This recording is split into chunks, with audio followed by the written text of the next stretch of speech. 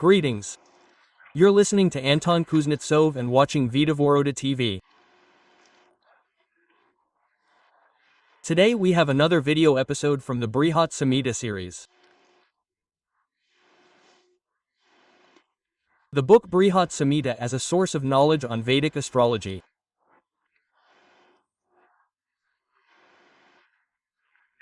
And with this episode, we continue the series we called Grahas, Rashis, Favas, and Nakshatras in the book Brihat-Samhita.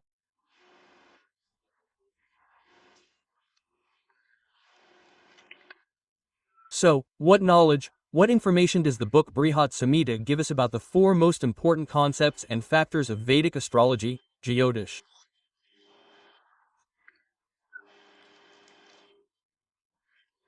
These are primarily the Grahas, then Rashis, Favas, and Nakshatras. So, the Grahas.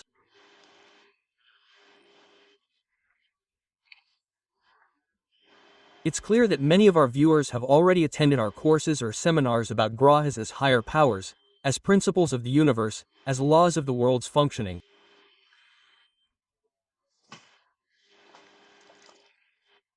Well, at the very least, we've already studied this in our marathons and webinars. Well, now let's look at the Grahas as the main factors of Jyotish and Samhita Jyotish, that is, global Jyotish for groups of people and individual Jataka Jyotish, when we follow the birth chart. That is, how Grahas are the most important concepts in interpretations, in birth chart analysis and in forecasts, predictions for groups of people or for all of humanity, as the most fundamental driving forces, the most important factors.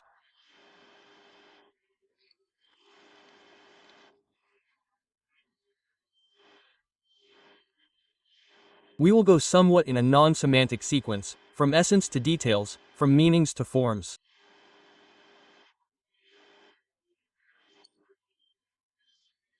We will go through the book in order, as I mentioned there, how the Grahas are mentioned in the book Bṛhat-Saṃhita. And the Grahas are mentioned first in the second chapter, in Shlokas 1 through 6.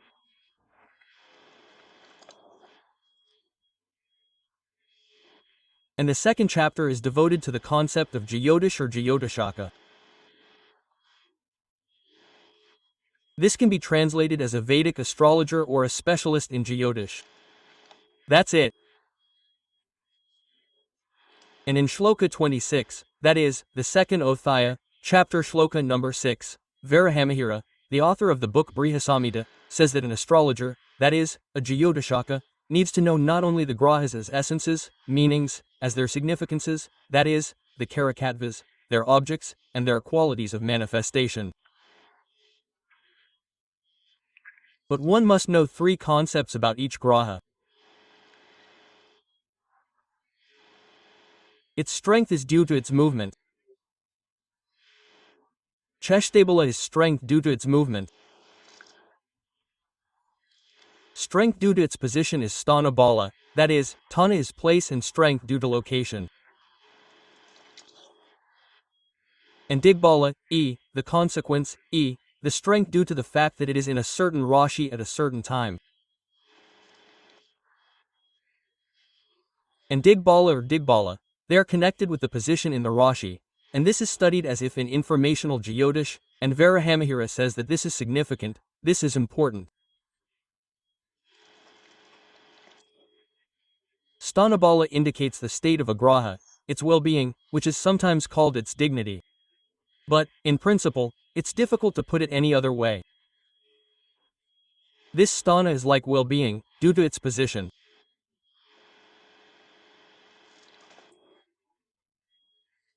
Well, we know that in one's own, in friendly, or especially in exalted positions, Raha feels good, well, strong, and then it receives Hanabala, strength due to its position. But in a friendly, alien, hostile, not friendly, that is, alien or hostile Raha, it receives a negative influence and its Shanabala, is less, well, decreases. And Cheshtabala, must also be taken into account, considered, applied and interpreted. And this strength is due to the movement of the Graha. And there is natural direct movement, there is retrograde movement, there is a Graha's stop when transitioning from direct to retrograde movement and vice versa. And they influence the Graha and change its strength. Varāha-Mihira says this must be taken into account in the context of the birth chart, to know how strong a Graha is and to anticipate its results. And in the context of the Jyotish-Samhita, to apply this to interpreting the influence of a Graha and making predictions for all of humanity. How this is applied in the Jyotish-Samhita, and in some chapters, it is described either explicitly or implicitly. Grahas correspond to types of people, that is, classes, well, one could say, types of activity, a person's state of consciousness. If the Graha responsible for this class, that is, Varna, for this activity, is weakened, then the people to whom it corresponds will experience negative influences, that is, misfortunes, grief, suffering, unhappiness, and so on. Conversely, if a Graha is strong and beneficial, then the people who correspond to it will not suffer, but prosper, thrive, and so on.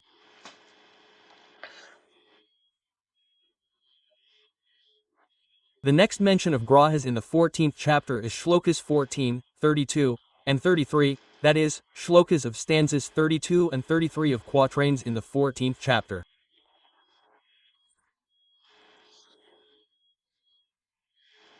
They describe the correspondence of objects to nakshatras, that is, the nakshatras are responsible for which professions, countries, or regions of the world.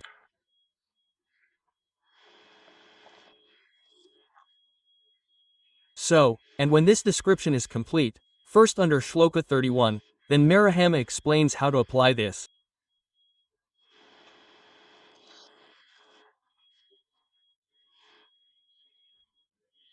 So, if a malefic Graha is located in a nakshatra, then the countries, regions, kings, rulers, lands, and professions corresponding to this nakshatra will suffer, that is, experience negativity, disaster, misfortune, or something similar.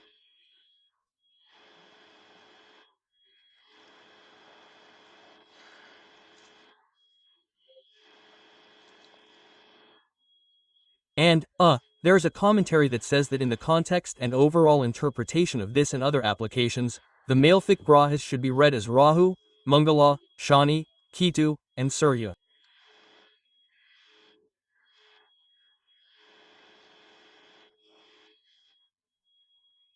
And in this order of decreasing harm, negativity. So why is Rahu the most negative in this context? Well, it has many meanings that produce unfavorable, well, unbelievable consequences. But most importantly, it creates illusions and delusions. This leads people into mistakes, yes, and because of their illusions and delusions, they commit wrong actions and then suffer. Mangola. It has many meanings, but the most important one here is egoism or pride. Because of egoism or pride, a person makes mistakes and also suffers. Shani, in principle, we do not consider it a negative graha if we use this power of Shani correctly. It requires patience, modesty, persistence, tenacity, hard work. But we don't want to be patient, yes, we don't want to be hardworking, we don't want to wait, we want a lot right away. We think we have a right to this. That's why we refuse to be humble, patient, persistent, and hardworking. And then Shani exerts its opposite influence. And this causes so-called grief, sorrow, and suffering. Ketu, is a slightly negative graha in this context. That is, Ketu is the past, it is experience, it is past experience. If a person doesn't have past experience or applies it incorrectly, well, doesn't have the wrong formulation, everyone has past experience. But if they apply the past incorrectly, yes, if they don't correctly use the experience they have, yes, don't rely on baggage, on feelings, on the past, well, interact with Ketu incorrectly, yes, haven't reached an agreement, doesn't interact with it. Then the person ignores experience, and so, too, makes mistakes and suffers.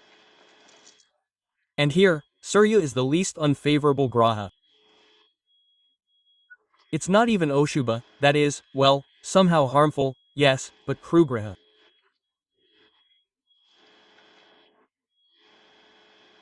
This means a strict, harsh rule, yes, harsh, which requires selectivity, awareness, justice, correctness.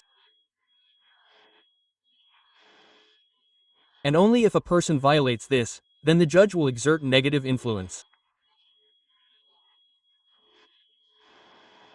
If a person is aware and selective, then it's like a strict but fair leader, a strict but fair father, yes, a strict, harsh, but still fair boss, manager, and so on.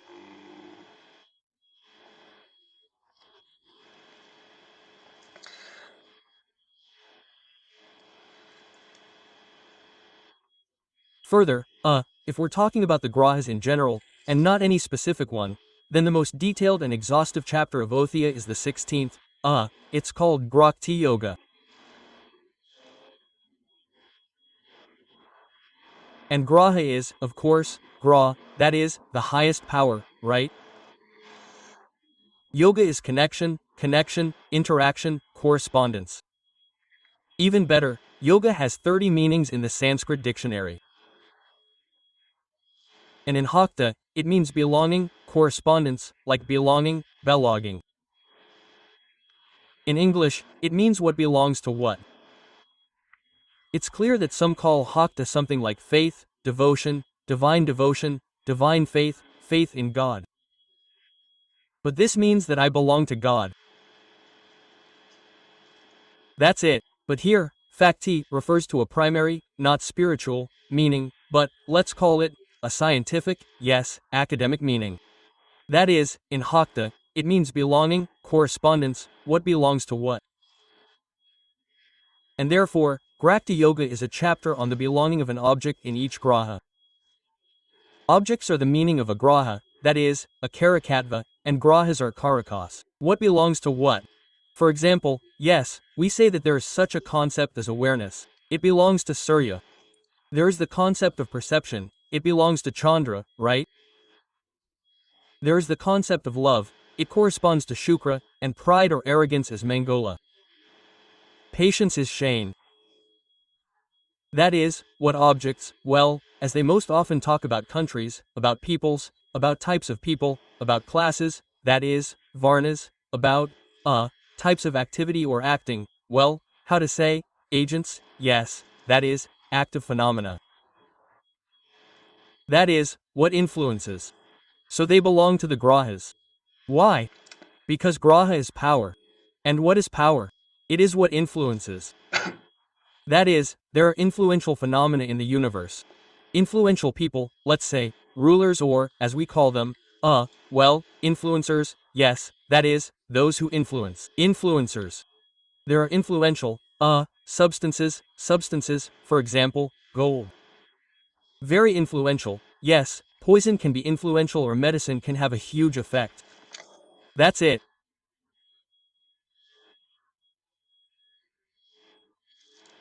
We'll examine each graha separately later, but, in general, when all the grahas are described, that is, like Bhakti Yoga, the belonging of objects to each graha, what meaning corresponds to which graha.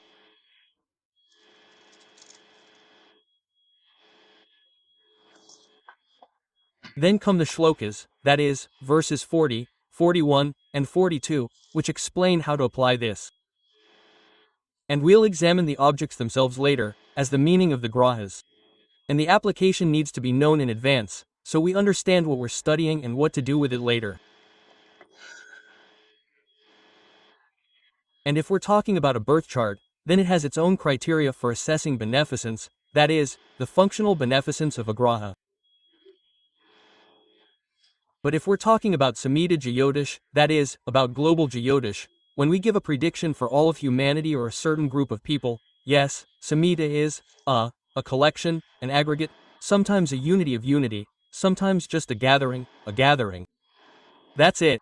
And for some group, a collection of people, yes, as we'll call them, a community of people, we must give a prediction.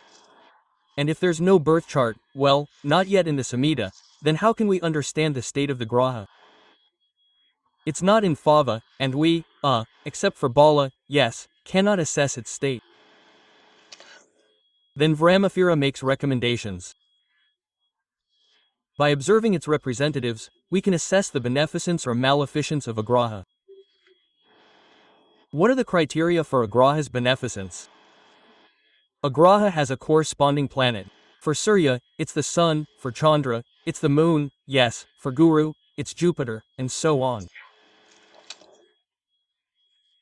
Varāha-Mihira advises looking at the qualities of the planet in the context of the moment or interval for which he's making the prediction.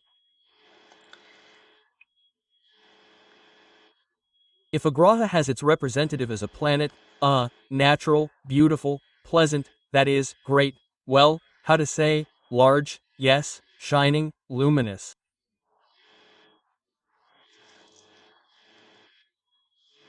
And the planet has good rays, beautiful, you could say, yes, brilliant, sparkling.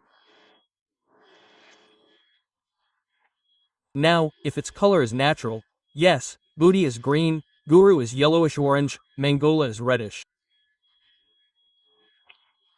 If the color is natural, its position is natural, that's what we observe.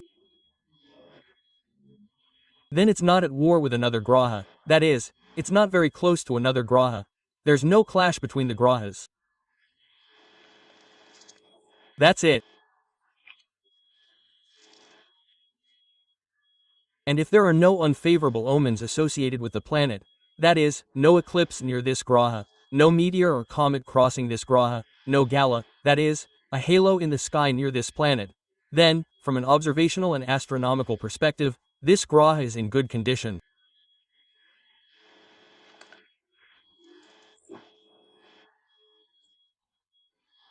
And in the context of Vedic astrology, Jyotish, and for the Jataka birth chart, and for the global Jyotish-Samhita, we can already look at astrological factors. A graha in its Bhava, that is, in its Rasha, is good. A graha in its Uchcha, that is, in its exaltation, is favorable. And Drishti glances, which for some reason are incorrectly called aspects. If it receives Drishti glances from benefic grahas, mainly Guru and Shukra, then it is in a good state and will yield good results. Remember that this is also suitable for Jataka Jyotish, if it was a visual phenomenon, the grahas that we observed at the moment of a person's birth.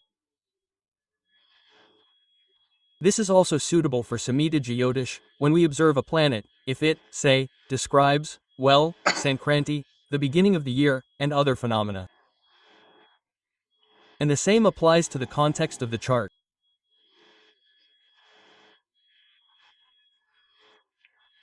The chart can be Jan Makundali, a birth chart, and Samhita Kundali, a chart for global predictions, and, how is that? If not, then no, right?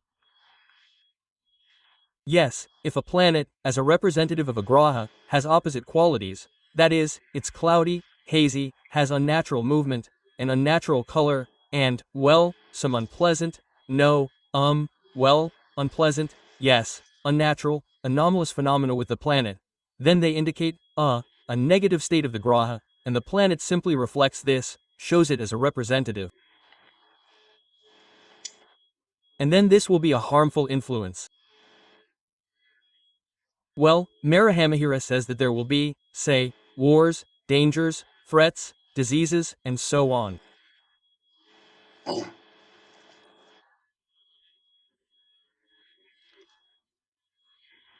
And if a graha shows a negative influence and does not correspond to a certain direction, region, country, ruler, then Varāha-Mihira somehow, well, warns that the ruler, yes, the president, the king, needs to be attentive and cautious, that even if no external threats are expected, yes, there is no war, there may still be some internal danger.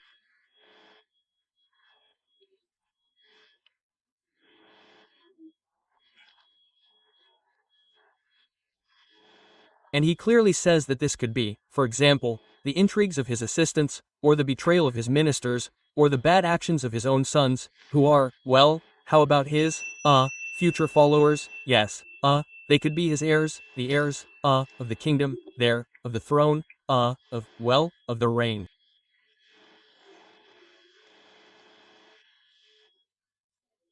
Yes, something negative can also be expected from them if this graha shows obvious negativity.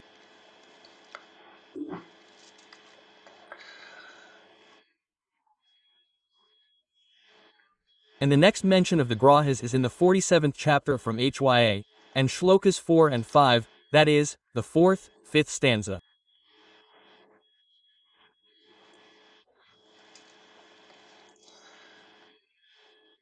It talks about 5 grahas that are, well, not self-luminous, yes, which are non-luminaries.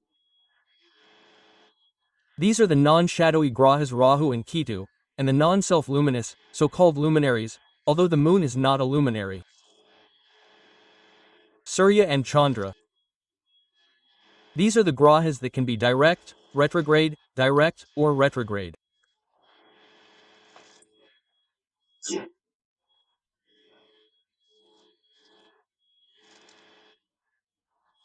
So, if one of these 5 grahas is bright, shines beautifully, yes, glows pleasantly, has the correct state, natural movement and color, and moves along its northern path, then, it's a Dakshina ayana, not for the sun, but for the planet.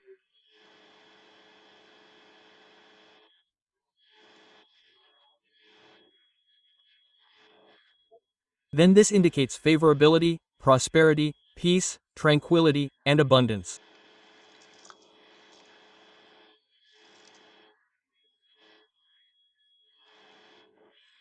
And conversely, if the planet is dim, cloudy, dark, shines dimly, doesn't have any visible rays, yes, and moves along its southern path, then this indicates unfavorability.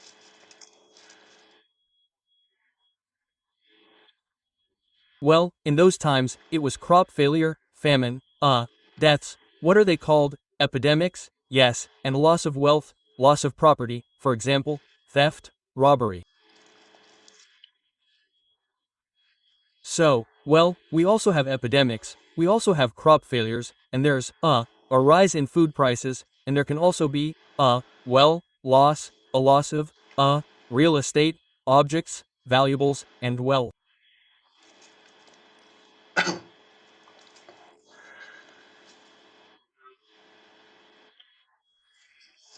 For each graha, its individual transits are described there.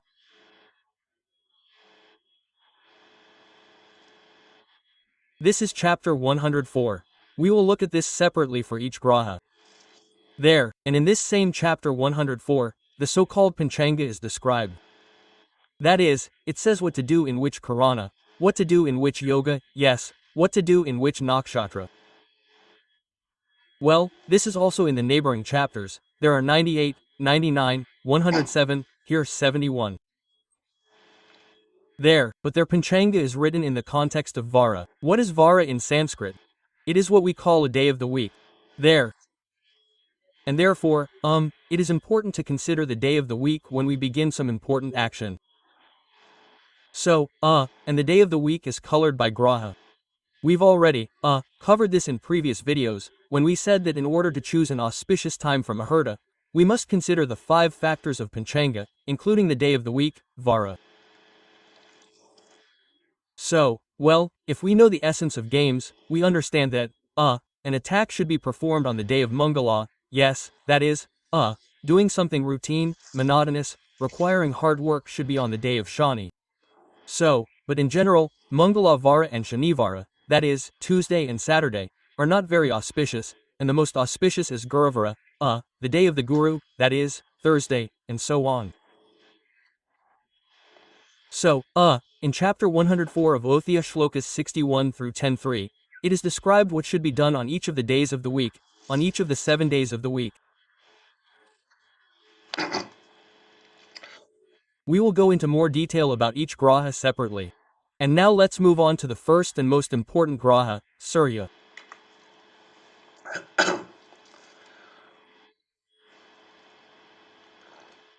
Well, so as not to repeat what we already know, yes, that, Surya is the source, it is the first creative graha, the power of creation, the creation of being, which created the very being of existence, therefore it is the first.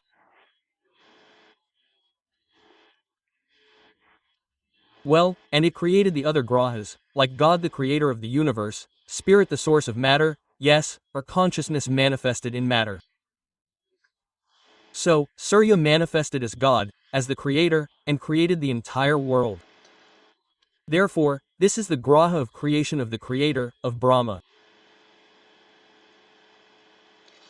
There. And it is also the first graha. And it is from it that we must, conduct the sequence of creation of the grahas. It is the primordial. This graha, Surya, it is the primordial. There, well, we already know that, yes. That's why, Rahara talks about the grahas in the 16th chapter, in the Shlokas, verses 1 through 5, about the first graha, Surya.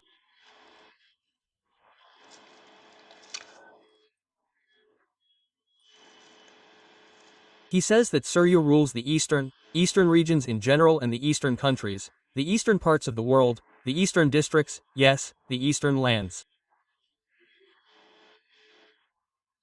Why? Well, because it corresponds to the east. Besides, we already had a previous or the one before last issue, yes, that there are 4 functions of the context of such a concept as a mountain. And one of these concepts is a mountain, a single mountain in the center of a plain, like a center of greatness, something elevated, from which we can look upon the surroundings and govern. And this single mountain in the center, like an eminence, a majestic mountain. This corresponds to Surya. And therefore, such great, majestic mountains are ruled by Surya.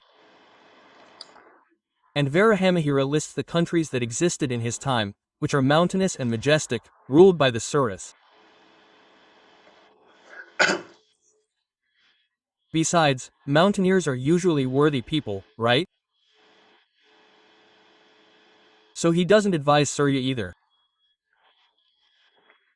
And there's a separate word there, as if he were talking about, well, proud people in the good sense of the word, as worthy, conscious, great people.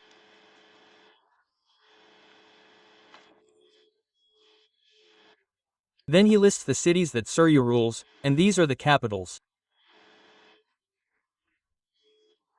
Well, it's clear that if Surya is a ruler, that is, a king, yes, he rules the capitals and the main capital, which was there at that time, the capital and, well, yes, Varsha, and the capitals in general, like the capital cities, the central cities.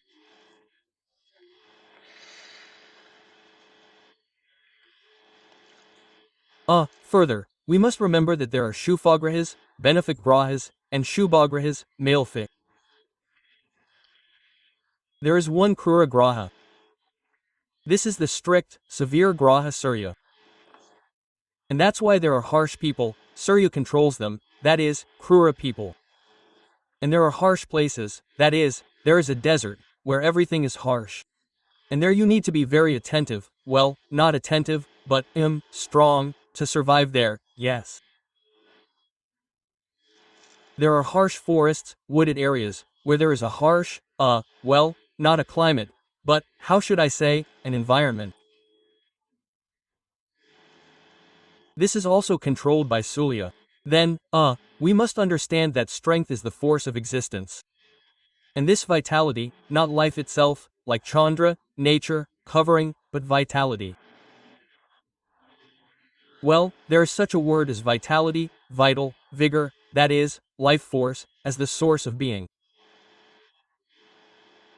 So, and this is also Surya, since it gives being. So, and therefore, what can give this force of being and living is what corresponds to Surya. Therefore, healers correspond to Surya. So, and it's clearly written in the 4th Shloka, I think, that Surya governs healers, and also, well, they brought in pharmacists, but they're not exactly pharmacists, they're witch doctors, you could say.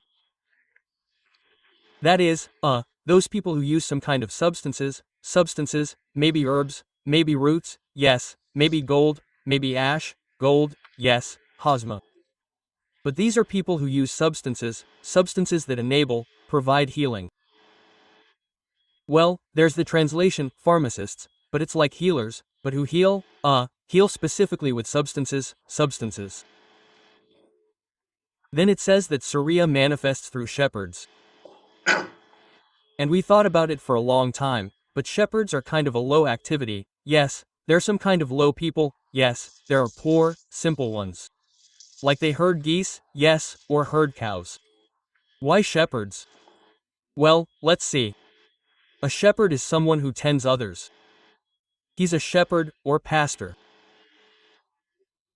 There's a concept like that in Latin, yes, or in that form of Christianity called Catholic. They say, pastor, and a first or last name. Shepherd is probably also a Slavic word. And he has a flock. What does a pastor do with his flock? He tends it.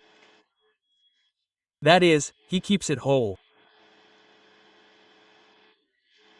Well, maybe he protects it, guards it, or maybe he uses it, but he tends it, like in that joke. Yes, this is my cow, and I will tend it.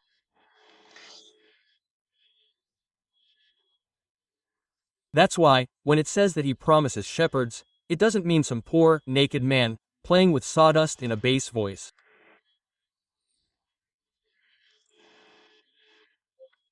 He controls the shepherds. And he controls the grain and seeds. And we must understand why. That is, not because it's wheat, bread is the head of everything, that's agriculture.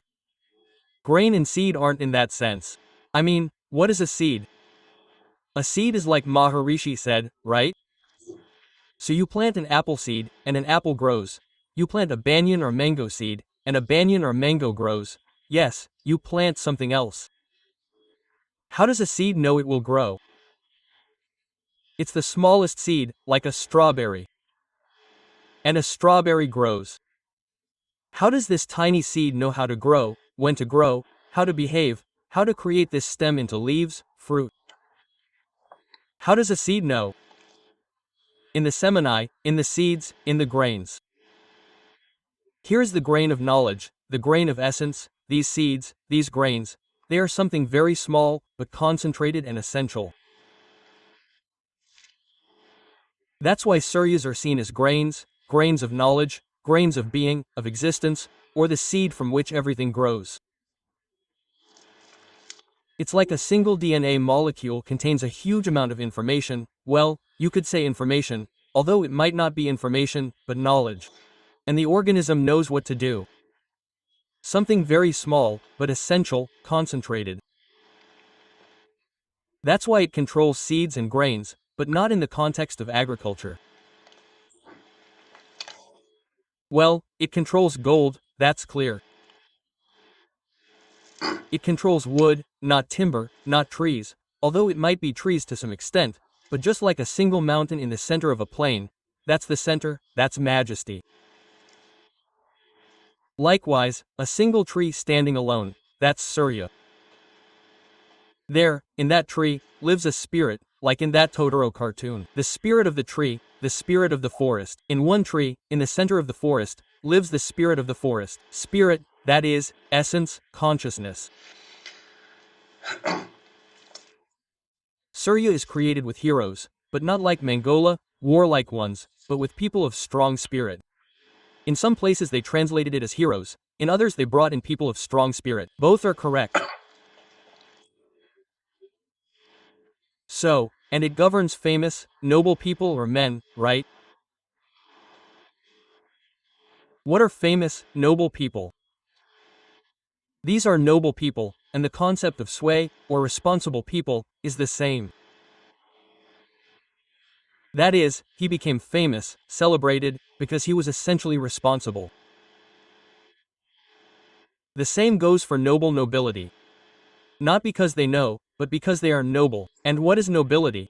It's selectivity. I will do this, but I won't do that. I don't agree to everything.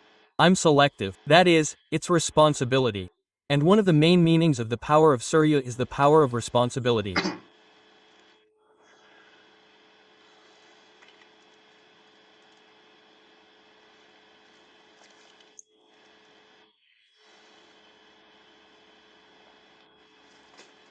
And further, well, no matter how we clarify this, but, in principle, the movement of each planet as a representative of a graha is described in the book Brihat-Samhita.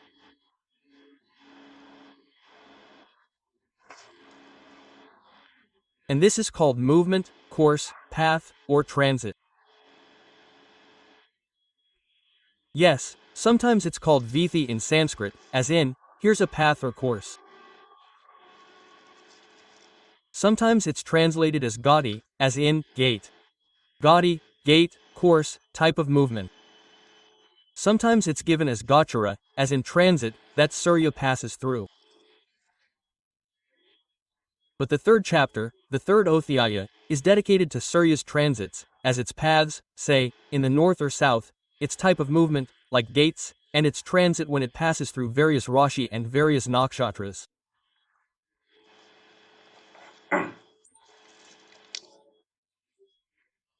We then discussed this in the topic about investments, financial markets, yes, in the topic when we talked about how to choose a favorable time for buying, selling, for playing the stock market, for investing. There. And we said that grahas rule the day. This is Vara, the day of the week, the month, and the year. There. And the 19th chapter describes what results the grahas will give. This is Grahala. The results, effects, and consequences of the graha and what will be the results of the day of Surya, the month of Surya, or the year of Surya. Well, it is written there that in the year or month that Surya favors, the sun will be, well, harsh, fiery, and severe. It will burn a lot, it will be dry, there will be little water, so there will probably be little rain, drought, a poor harvest, and so on. In addition, the rulers, that is, kings, presidents, czars, the leaders, they will become very harsh. So, they will fight for power. That's why, well, if there have been no wars, then there is a strong tendency for war to break out in the month or year of the judge.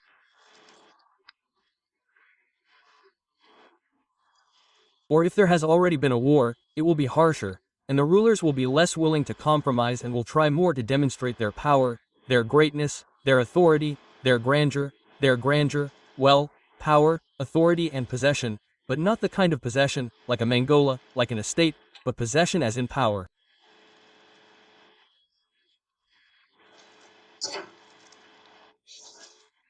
Then, chapter 42, it gives a lot of information about Rashi, and we'll go into that separately in this series in the Rashi section, about each Rashi.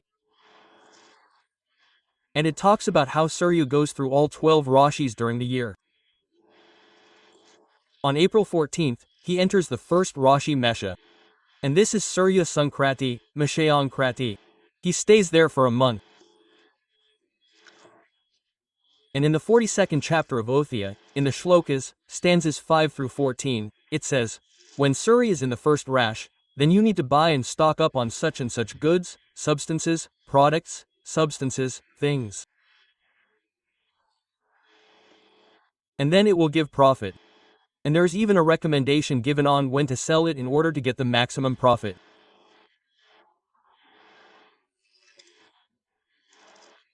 Then a month later, on May 15th, Surya enters the second Rash and the solar month Sora Masa changes. This is Surya Sankranti of the second month, Rishabha Sankranti, and there are other recommendations given during the month on what to buy and stock up on if you are, well, so to speak, a merchant, a seller, and if you want to make a profit through buying and selling, buy cheaper, sell more expensive.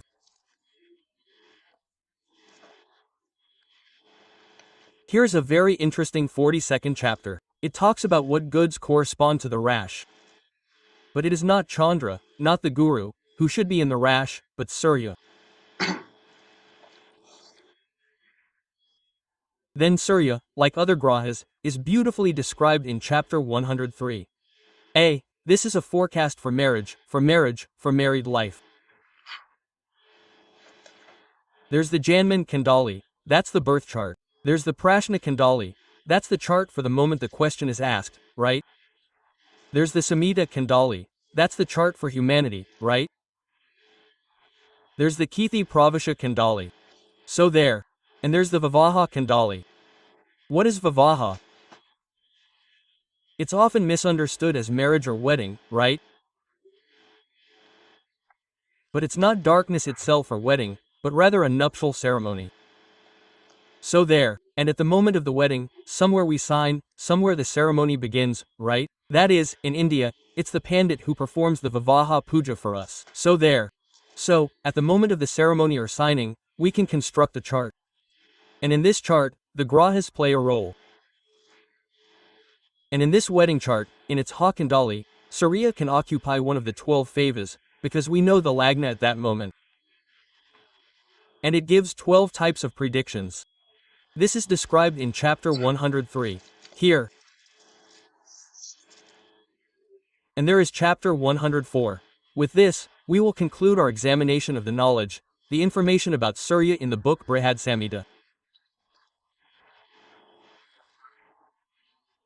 Chapter 104 describes in general the results it gives when transiting, for Gochara, when Surya passes through certain favas.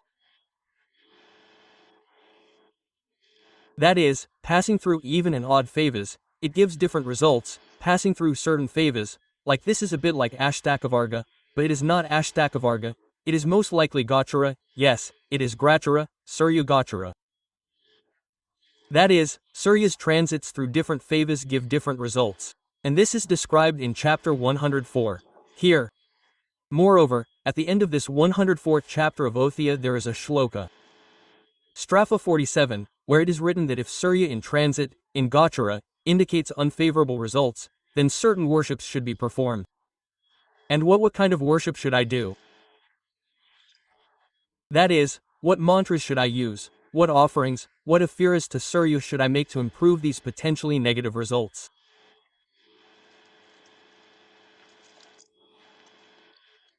That's where we'll end.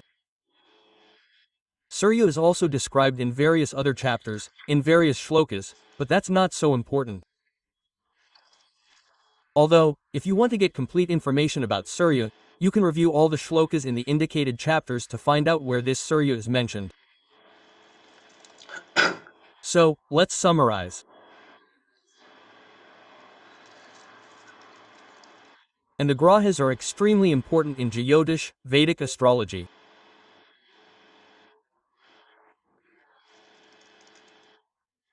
It's important to study these very key factors. You need to study the grahas, and then conceive the rashis, which are created by the grahas, the favas, which are spheres of life and are somewhat created by the rashis, but that's not entirely true. And the nakshatras, as the most subtle, well, as if clarifying additional influencing factors.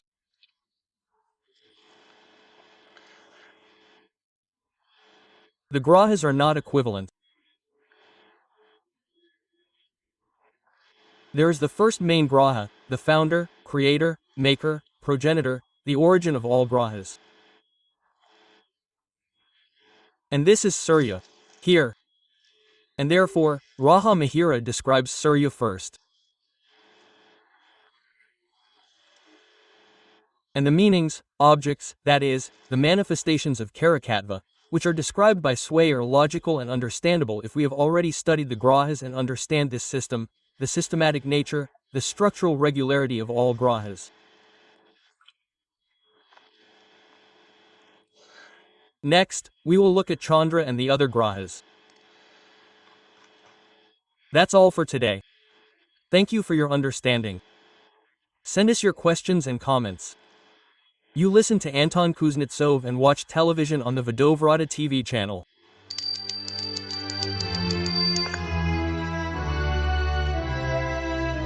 He.